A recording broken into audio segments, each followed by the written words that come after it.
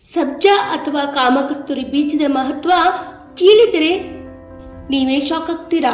ಹೌದು, ಸಬ್ಜಾ ಬೀಜಗಳಲ್ಲಿ protein, carbohydrate ಹಾಗೂ ಫೈಬರ್ ಸಿಗುತ್ತದೆ. ಇದರಿಂದ ದೇಹದ ತೂಕ ಇಳಿಸಿಕೊಳ್ಳಲು ಸಹಾಯವಾಗುತ್ತದೆ. ನೈಸರ್ಗಿಕವಾಗಿ ದೇಹದ ಉಷ್ಣತೆ ಕಡಿಮೆ ಮಾಡಲು ಸಹಾಯವಾಗುತ್ತದೆ. ಮೂಳೆಗಳ ಆರೋಗ್ಯ ವೃದ್ಧಿಯಾಗುತ್ತದೆ. ದೇಹವನ್ನು ಚಟುವಟಿಕೆಯಿಂದ ಇರಲು ಸಹಾಯವಾಗುತ್ತದೆ. ದೇಹಕ್ಕೆ ಐರನ್ ಕಂಟೆಂಟ್ ನೀಡುತ್ತದೆ.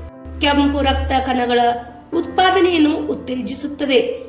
ಆದ್ದರಿಂದ ಈ ಸಬ್ಜಾ ಬೀಜಗಳನ್ನು ನೀರು ಅಥವಾ ನಿಂಬೆ ಪಾನಕ, ಎಳನೀರು, ಮಿಲ್ಕ್ ಶೇಕ್ ಅಥವಾ ಮೊಸರಿನ ಜೊತೆ ಮಿಶ್ರಣ ಮಾಡಿ ಕುಡಿಯುವುದು ಉತ್ತಮ.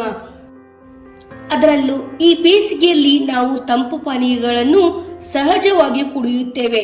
ಇಂಥ ಸಮಯದಲ್ಲಿ ಈ ಸಬ್ಜಾ ಬೀಜಗಳನ್ನು ಒಂದಿಷ್ಟು ನೀರಿನಲ್ಲಿ ಅಥವಾ ನಾವು ಹೇಳಿದಂತ ತಂಪು ಪಾನೀಯಗಳಲ್ಲಿ ಹಾಕಿಕೊಂಡು ಕುಡಿದರೆ ತುಂಬಾ ಪ್ರಯೋಜನಕಾರಿ ಇದೆ. ಒಮ್ಮೆ ಈ ರೀತಿ ಮಾಡಿ ನೋಡಿ.